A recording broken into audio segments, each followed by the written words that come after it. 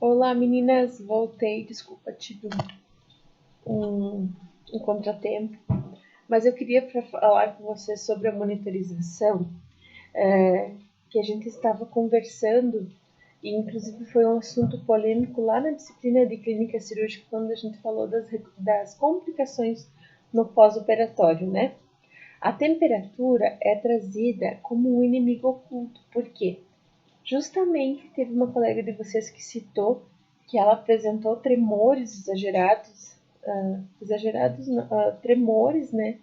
Uma grande alteração com tremores no pós-operatório e falaram para ela que era normal, mas na verdade não é. E a gente já vai estudar um pouquinho mais sobre isso. A temperatura, pessoal, para mensurar e tratar a hipotermia, ela pode ser aferida então pelo termômetro comum, né? Ou pelo monitor contínuo, como a gente já estudou na última aula sobre o monitor, que eu já estava conversando com vocês anteriormente, que ele tem o sensor de temperatura que a gente acaba colocando, encostando a pele do paciente, né? Para ajudar, a gente pode colar um pouquinho de com um microporezinho que ajuda. Então, a admissão do paciente na sala de RPA. A admissão de oxigênio, a gente recebeu o paciente, pessoal. Ele teve sedação leve, sedação moderada, paciente de pós-cirúrgico, principalmente de anestesia geral, a gente tem que administrar oxigênio, tá? Via máscara ou catéter, a gente tem que deixar no mínimo 1 hora o paciente com oxigênio sobre máscara ou catéter, que isso vai ajudar a gente a evitar aquelas complicações que a gente já vinha falando lá atrás, antes da hipóxia, essas outras coisas, né, pessoal? Preencher ficha de administração do paciente na sala de recuperação. Então, cada centro cirúrgico vai ter sua ficha apropriada. Por isso que eu não trouxe a ficha que eu tenho de conhecimento aqui, porque cada centro cirúrgico, cada hospital tem sua ficha apropriada, mas tem de ter uma ficha de, de recuperação pós-anestésica, tá, pessoal? Porque lá ela contém dados específicos, né, da monitorização de tempo em tempo, todos os sinais possíveis. Preencher a primeira avaliação do paciente com sinais vitais e obedecendo uma escala de pontos pré-determinadas, sem esquecer de anotar o horário. Essa escala de pontos, eu já vou falar para vocês sobre a escala. Tá? Ela é uma escala parecida com a escala de Glasgow, mas ela é uma escala específica para pós-anestesia, para avaliação do estado de consciência no pós-anestésico. Geralmente ela é aplicada pelos anestesistas, tá?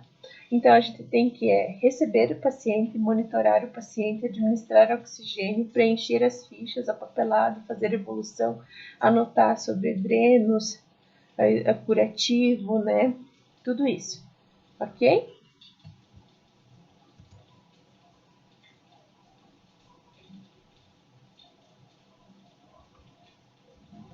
Fazer as recomendações especiais quando houver, oralmente, para a enfermeira, além de anotá-las na prescrição. Então, assim, fazer as recomendações, ela pode ser para o médico, então ele vai fazer as recomendações especiais.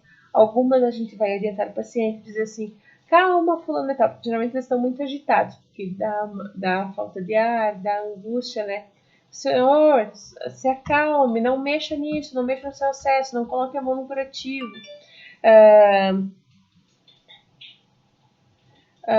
Daí a comunicar ao enfermeiro, porque nem sempre o enfermeiro vai estar presente só na sala de recuperação. Ele vai estar às vezes em vários locais ao mesmo tempo. Então, tem algum cuidado específico, um cuidado em especial para aquele paciente, ou ele vai precisar de uma sondagem, alguma coisa, eu já chamo o enfermeiro e falo sobre essa situação especial, né? E anotar as prescrições, fazer o aprazamento dos medicamentos se necessário. Daí tem que atentar para o que foi medicado dentro da sala de cirurgia. Tipo, foi feito de pirona, a anestesia fez de pirona às 8 da manhã, mas o meu paciente vai ficar e é de 6 em 6 horas, e o meu paciente vai ficar até as 2 da tarde comigo, ou até as 3, 4 da tarde, eu tenho que já aprazar, a partir daquele horário, aprazar o próximo horário da medicação. Anotar quando necessário em folhas separadas o balanço hidroeletrolítico do paciente, cuja permanência é prevista ser maior. Tá? Geralmente o paciente com balanço hídrico, ele é um paciente internado, né? Então eu tenho que manter essas anotações, mesmo ele estando na sala de cirurgia. Por quê, pessoal? Porque é feito bastante infusão de líquidos, infusão de soros, por isso hidroeletrolíticos, tá?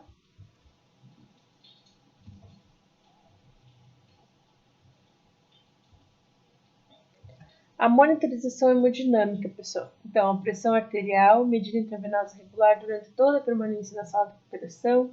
A PVC, a pressão venosa capilar, caso esteja sendo usada ou houver edema agudo de pulmão, em necessidade de ser medir a pressão capilar pulmonar em débito cardíaco, é melhor encaminhar o paciente para uma UTI, tá? Gente, a gente já teve situações de pacientes, mas isso se trata de cirurgias de grande porte, né? De pacientes de UTI, né? Por isso que eu coloco aqui sobre a PVC para vocês. A gente já teve situações de pacientes ficarem de leito de UTI, ser usado um leito de recuperação para recuperar esse paciente de leito de UTI, tá? Não ter mais lugar na UTI, ele ficar na sala de recuperação do centro cirúrgico. É triste, mas é verdadeiro. Então, pessoal, a gente vai segurar esse paciente na nossa sala de recuperação com o objetivo de segurar ele até que ele seja capaz de manter a ventilação adequada e desobstruir as vias aéreas, acordar do alerta orientado no tempo e espaço, capaz de manter a perfusão tecidual adequada, sem suporte farmacológico e não necessitar de monitorização cardiovascular contínua e puder urinar de forma espontânea. Muita atenção, pessoal, o paciente não pode, principalmente se o paciente vai para casa, ele não pode ir para casa sem urinar, pessoal, tá? Porque vocês vão estudar lá o ligúrio polaciúria, que eu já vou falar na frente, ela é uma complicação da anestesia. E geralmente o paciente não pode dar alta da sala de RPA sem urinar. Por quê? Porque é sinal de que ele está sedado ainda. Às vezes eu tenho que fazer daí uma sondagem para que ele possa ser liberado para o setor. Pacientes de ambulatório, pessoal.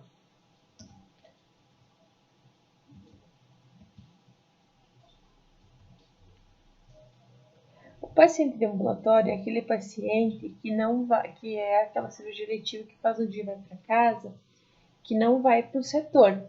Então, esse paciente eu tenho que ter mais cuidado ainda. Por quê? Porque ele vai para casa, ele não vai mais ficar sob o cuidado da enfermagem. Então, eu tenho que ter informações por escrito, sempre orientar bem essas orientações para o paciente, localização da casa do paciente, possibilidade de ir em contato telefônico, a gente sempre anota lá no nosso prontuário, né? Observar dor e náuseas, se está tudo sob controle. O paciente é capaz de ingerir líquidos e se alimentar. Então, aqui, pessoal, eu tenho que obrigatoriamente ofertar alimentos na sala de recuperação para ele ir para casa, ver se ele aceitou, se ele não vomitou e se ele fez xixi. Geralmente, esse paciente, a gente faz ele dar uma deambulada, ver como é que ele está se sentindo, tontura, náuseas, para depois a gente liberar para casa. Esse paciente também requer mais atenção, por quê, gente? Porque é fato que os médicos operam esse paciente, deixam a prescrição lá, essas informações lá, que o anestesista acompanha pelo tempo determinado esse paciente, o anestesista acaba se retirando do local e com alta prescrita para tal hora, um exemplo, né? Então, quem vai liberar esse paciente para casa? A enfermagem. Então, a enfermagem tem que estar muito atenta para que a gente não possa ter complicações posteriores. Por isso é importante a localização da casa do paciente, a possibilidade de contatos telefônicos, porque a gente tem que estar sempre alerta. Capaz de ambular sem tonturas, como eu já tinha falado para vocês. Então, a escala de pontuação da Alderete, pessoal, e de Conlunk, é que é só para título de conhecimento de vocês, ela é a escala que eu já havia citado para vocês anteriormente, que ela avalia a sedação do paciente, com uma escala de Glasgow, né? Mas ela avalia a consciência do paciente por mensuração de sedação. Ela é aplicada pelo anestesista, tá, pessoal? Tendo falta de leitos na recuperação, o que eu faço então, pessoal? Enquanto não estiver disponível a sala de recuperação no pós-anestésico, o paciente deverá permanecer na sala de cirurgia até sua liberação pelo anestesista. Então, aqui está a resolução do CFM, do Conselho Federal de Medicina, que fala isso. Então, pessoal, não tem como empilhar paciente na sala de recuperação, como a gente faz num PS, num PA. A sala de recuperação precisa ter dos leitos adequados e eu não tendo leito adequado, tenho que segurar o paciente lá na sala de cirurgia. Até porque eu não posso operar mais pacientes se eu não tenho local na sala de recuperação. Ok? A título de conhecimento para vocês se embasarem juridicamente. Complicações na recuperação. Agora que a porca torce o rabo. Por quê? Porque é a gente que vai cuidar disso. Nós somos os olhos do anestesista. A hipóxia, então, né, que é a saturação menos que 90, ela é causada pelos opioides e hipnóticos, que são as medicações usadas na sedação, por bloqueadores neuromusculares. Ela pode causar hipotensão. Um sinal de alerta para a hipóxia pós-cirúrgica é a saturação menos que 94% em ar ambiente no pré-operatório, sinal de que o paciente já está com uma capacidade respiratória comprometida. Administrar O2 e realizar manobras para desobstrução de vias aéreas. Reanimação respiratória quando for em casos graves, né, quando o paciente entrar em parada respiratória. Sobre as manobras de desobstrução de vias aéreas, uma coisa que pode acontecer no paciente com sedação, e já vou mostrar para vocês, é que ela pode acontecer pelo relaxamento da língua que obstrui aqui a respiração. Então, a gente usa as cânulas de Guedel, né, pessoal, para ajudar, desobstrução da via aérea, né, a obstrução por queda de língua, que é o que mais acontece em pacientes sedados. Então, eu elevo, aumento a mandíbula do paciente, né, às vezes, só fazendo isso, o paciente já vai melhorar a respiração. E daí eu posso usar como auxiliar a cânula nasofaríngea, que é a cânula que entra pelo nariz e vai lá e segura a minha língua, ou a cânula orofaríngea, a nossa popular cânula de Guedel, que daí ela segura a língua afastada e bem localizada, e dentro da cânula também tem espaço para entrar oxigênio. A gente pode colocar o catéter de O2 aí também para ventilação do paciente, tá, pessoal? Aqui é um exemplo da colocação da cânula pelo nariz ou pela boca, né, que ajuda na respiração do paciente.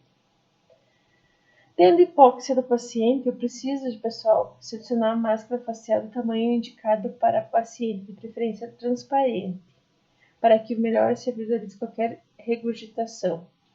Um aspirador para secreções deve estar sempre à mão, preparado para pronto de usar. Então, aqui eu tenho o meu reanimador manual, que é o ressuscitador, o AMBU, popular AMBU, né, com a máscara ventilatória para ajudar a ventilar o paciente para fazer voltar a respiração.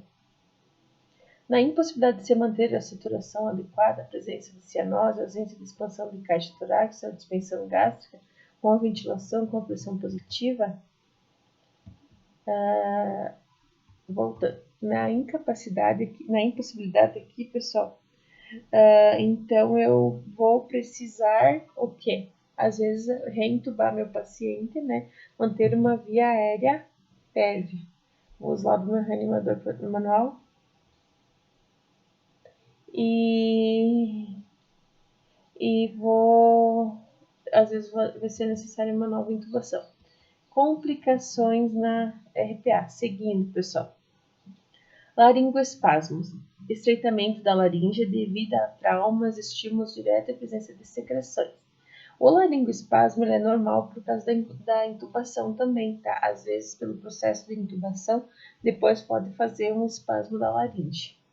Ventilar com O2 de 100%, em bolsa e máscara, aspirar o paciente e reposicionar a cabeça.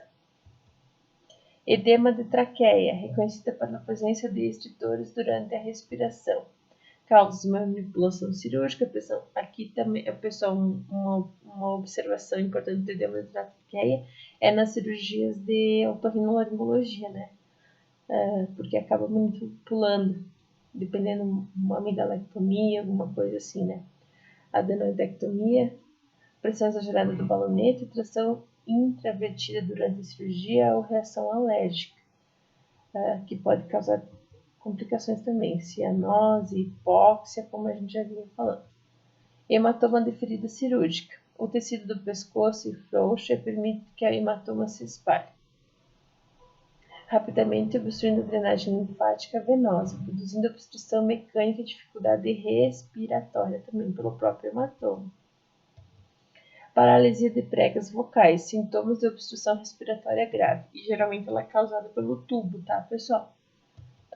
Causas lesão nervoso laríngeo, recorrente em cirurgias de tireoide, traqueia e neoplasias, geralmente unilateral. O tratamento, laringoscopia para avaliação de pregas vocais e intubação para avaliação de evolução de movimentação de lesões. Tá, daí vocês vão me dizer assim, ó, pessoal.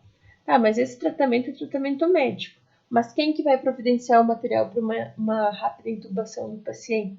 Quem que está visualizando o paciente? Quem que vai ter que ter a atitude de fornecer O2? Você vai chamar o médico, mas antes de chamar o médico, você precisa posicionar a cabeça do paciente, oferecer O2 para o paciente. Senão o paciente morre até você chamar o médico. Então, por isso que a gente tem que estar atento à forma de tratamento, porque a gente tem que saber como agir. Entenderam? Broncoespasmos, geralmente em pacientes com histórico de progresso de asma e de POC. Presença de dispneia com sibilos expiratórios, que é aquela respiração forçada, né? Tem que estar sempre bem atento. Tratamento, então, são os medicamentos agonistas, beta-agonistas e glicocorticoides. Lembrando, pessoal, quando se tem tratamento medicamentoso aqui, que a gente tem que estar sempre atento ao nosso carrinho de medicações, de urgência e emergência na sala de recuperação, porque essas medicações estão dentro do carrinho de emergência, por isso que eu tenho que sempre checar diariamente se o carrinho está lacrado, fazer a conferência, a cada uso das medicações, fazer a conferência, reposição das medicações, fazer a conferência do carrinho mensalmente, para que em caso de uma emergência eu tenha essas medicações de fácil acesso. Hipoventilação, geralmente por efeito residual do anestésico, hipoventilação que é abaixo da respiração, né? Analgésicos potentes e EBNE, resultado em hipóxia, acidose respiratória e, por fim, apneia. Então, eu também tenho que estar atento ao número de movimentos respiratórios por minuto do paciente, tá, pessoal? Eu também tenho que estar atento a isso. O anestesiologista deverá identificar a causa e indicar o tratamento. Aqui falo sobre algumas medicações usadas, né? Na falta de analgesia, ventilação mecânica. Lá nós vamos usar o paciente de novo. Lembrar. Edema agudo de pulmão, raro em cirurgias não cardíacas, geralmente nos 30 minutos após a anestesia e devido à hiperidratação do paciente com baixa reserva cardíaca. Por isso que o balanço hídrico, o volume hídrico é importante, tá? Porque se o paciente não tem uma capacidade cardíaca boa e eu começar a infundir soro, eu não controlar o meu gotejo de soro, eu vou ter um edema agudo de pulmão. Eu vou perder meu paciente. Atalactasia, então, que é quando os bronquíolos eles se grudam, né? Hipoxemia refratária de O2, a dor é o fator limitante mais comum. Por quê, pessoal? A atalactasia é quando os brônquios do pulmão não se enchem, eles acabam se grudando. A dor é um fator limitante, por quê? Porque a pessoa, às vezes, por dor, ela acaba respirando superficial e não fazendo uma respiração adequada, não inflando o meu pulmão de forma adequada e provocando a atalactasia, principalmente se o paciente teve intubação. Olha quanto que é sério isso, né? Aspiração. Atenção a pacientes de risco, né? Prevenção, então, é o jejum e farmacológicos, porque a aspiração, então, é um risco. Um dos principais fatores de aspiração é o vômito, né, pessoal? Então, se o paciente não fez o jejum adequado, ele acaba provocando náuseas. E a prevenção, então, é o jejum adequado e o uso de antieméticos porque o efeito colateral pode ser náuseas, né? Então, o uso de antieméticos, o uso de farmacológicos ajuda na prevenção. Pacientes de risco, quem são, pessoal? Crianças, idosos, pessoas com dificuldade de glutição, né? São os nossos pacientes de risco para aspiração. Pacientes com fraturas de face têm dificuldade em tossir e limpeza de secreções orais. Precisa ser feita com regularidade na sala de recuperação, porque eles também possuem risco para aspiração. Pacientes de cirurgias de adenoide, de amidalectomia, eles acabam com dificuldade de deglutir, ficando secreção na boca, também tem risco de aspiração. Fixação da mandíbula, o material para soltar deve ficar na sala de RPA, junto com o paciente. Às vezes, dependendo do uso do sedativo, eles acabam cerrando a boca, sabe? A mandíbula. E daí eles acabam não engolindo. Por isso que a gente precisa ter essas medicações. Complicações. Então, a aspiração. Quando existir sangramento na faringe, o paciente deve ser posicionado em decúbito lateral e com ligeiro Trendelenburg. Lembram lá das posições que a gente falou? Então, ele tem que estar com a cabeça mais elevada e lateralizado.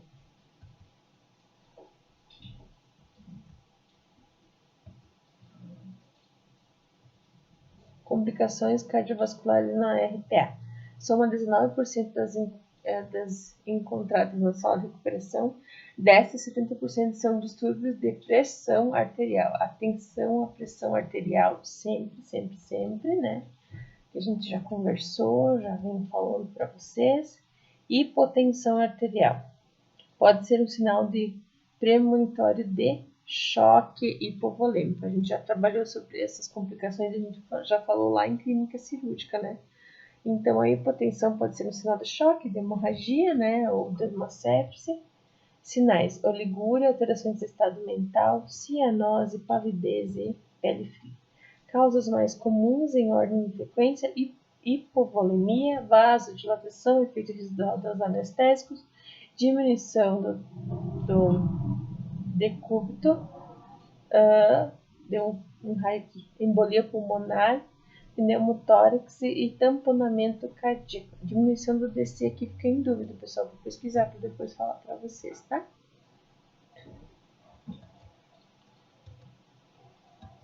Hipovolemia causada mais frequente por sangramento. A hipotensão arterial por diminuição da resistência periférica, respondendo bem ao posicionamento correto do paciente. Então, membros inferiores elevados ajudam no retorno venoso. Disritmia cardíaca, doença pré-existente ou isquemia miocárdio pós-operatória. Então, a disritmia é quando o coração não bate naquele compasso certo. Então, eu tenho que estar sempre atento, né?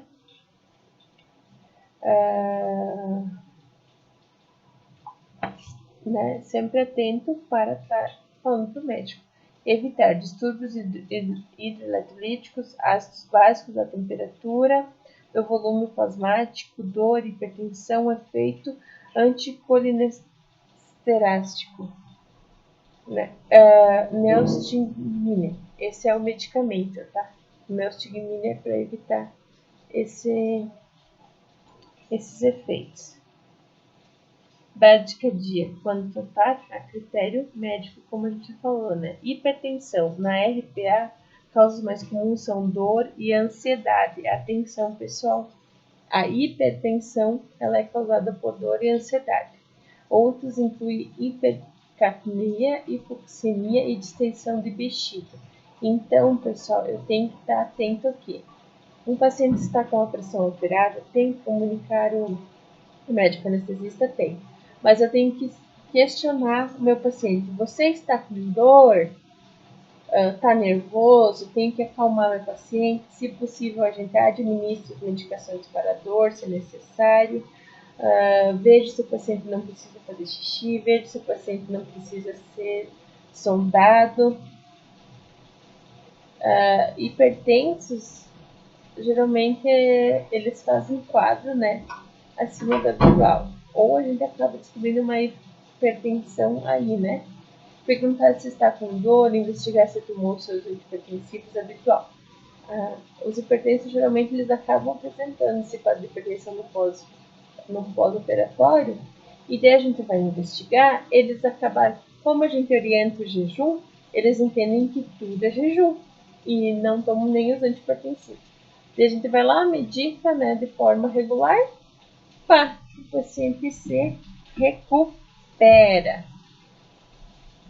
Trabalhar no centro cirúrgico, na sala de recuperação, é um quebra-cabeça, gente.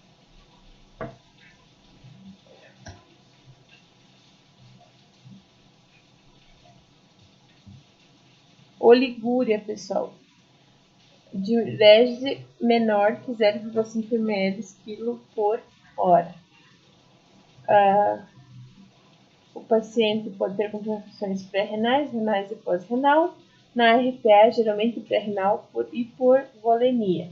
Risco: idade avançada, transfusão de sangue, cirurgias cardíacas, hipotensões prolongadas no período transoperatório, sepse, politraumatismo, cirurgias do trato biliar na presença de icterícias obstrutivas e doenças renais prévias. Então, a oligúria é a retenção de urina na bexiga, né? Então, é quando ela tem diminuição da eliminação da urina, ele pode ser um paciente pré-renal, renal ou pós-renal, e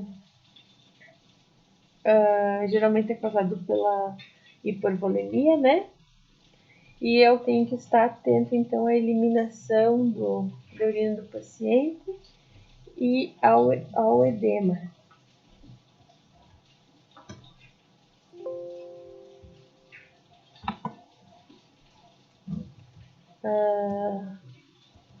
Oligúria pós-renal pode ser por obstrução de catéteres, transversão de ureter, perfecção de bexiga e compressão de veias renais por pressão abdominal alta.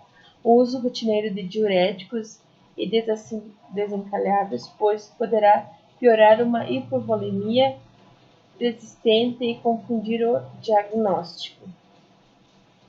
Primeiro, se trata de uma hipovolemia, pesquisar eletrólitos plasmáticos somente após aplicar a furosemida, manitol e ou dopamina. Atenção ao uso dos medicamentos no pós-operatório. Claro que tem que ser com prescrição médica, né, pessoal?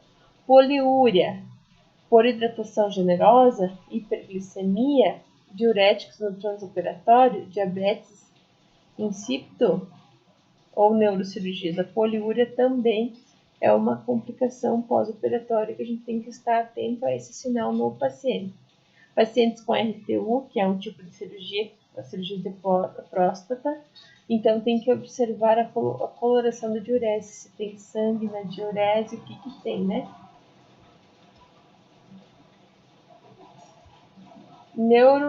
Alterações neurológicas, complicações neurológicas, pessoal. Demora para a recuperação da consciência, avisar o anestesista e revisar anotações sobre desagentes e horários dos anestésicos. Qual era o nível de consciência pré-operatório, hipertensão intracraniana, disfunção hepática prévia, eletrólitos. Aqui, pessoal, o importante é avaliar o que vocês vão pensar. Demora na recuperação da consciência. Quanto tempo o paciente pode demorar para acordar, então, lá na minha sala de recuperação? 1 hora e meia, tá?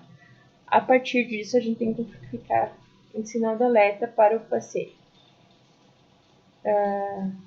Um sinal de sedação forte, chamar o anestesista, né? Hipoglicemia. Pode ser determinada demora na recuperação da consciência. Diagnóstico de diferencial sempre que o paciente tiver diabetes, hipopituitarismo. Essa palavra eu vou pesquisar para falar para vocês. Falo lá na nossa retirada de dúvidas. Hipotireoidismo. Eu acho que aqui tem um erro de digitação. Né? Ele pode fazer hipoglicemia. Então, se o paciente já tem um histórico de problema de tireoide, algum histórico diferencial, sempre estar atento aos níveis glicêmicos, fazer o HGT, tá, pessoal? Aqui, então, eu preciso ter as glicofitas da HGT, né? Avaliar o estado de coma e o tratamento é o uso da glicose 50%. Cetoacidose diabética, quando aqueles níveis de glicemia estão muito elevados, né? Então, eu preciso tratar, né? Com insulina, reposição volêmica, manipulação do potássio. Disfunção hepática, pessoal. Pode ser causada pelo anestésico, evitar hipotensão no hepatopata, que é o paciente de doenças hepáticas, tá? O inimigo oculto, então, pessoal, a hipotermia, como a gente tinha falado. Por quê, pessoal? Como vocês mesmos escutaram a colega falar, falaram para ela que era normal tremer, né? E o que a hipotermia pode causar? Então, temperatura central abaixo de 36 presente em 53 a 85% dos pacientes adultos que dão entrada na recuperação. Vejam a incidência, pessoal, altíssima, né? Os idosos têm menor capacidade de manter a temperatura. Retarda a recuperação cirúrgica causa vasoconstrição que pode diminuir a perfusão periférica e levar à acidose metabólica. Então, não é normal tremer. Não é normal o paciente sentir frio, tá, pessoal? Prejudica a função plaquetária e cascata enzimática de coagulação, afeta a repolarização cardíaca e causa anormalidades no eletrocardiograma. Resposta do organismo, tremores, aumento de 300 a 800% do consumo de O2. Então, não é normal tremer, tá, pessoal? Tremeu. Esses tremores, ele vai causar tudo isso aí, ó. Prejudica a função plaquetária, prejudica o sangue, prejudica a coagulação, afeta a reprodução cardíaca, dá problema cardíaco, alteração do eletrocardiograma, pode dar hipotensão ou hipertensão. E ela vai queimar muito oxigênio, podendo trazer também uma sonolência, né? Então, a gente tem que manter o paciente aquecido, pelo amor dos meus filhos pequenos. Hipertermia, que é a temperatura elevada, é pouco comum no pós-operatório imediato, mas também é possível, como a gente já tinha falado, devido à manipulação, a um procedimento cirúrgico grande, né? Geralmente ocasionado pela manipulação de tecidos infectados.